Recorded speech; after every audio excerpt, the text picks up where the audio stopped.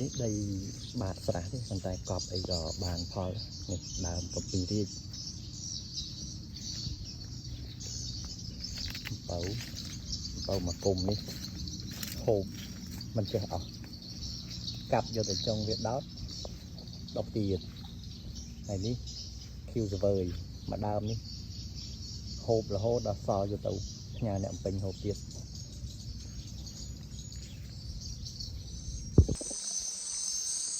ហើយភាសាឃើញស្រែឃីវស្ងាត់ចេះខ្វាកហ្មង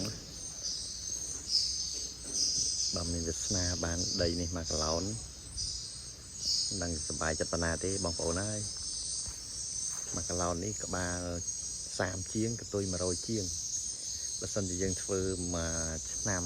ធ្វើស្រែភាសាយើងបានប្រហែលជា10បាវដែរ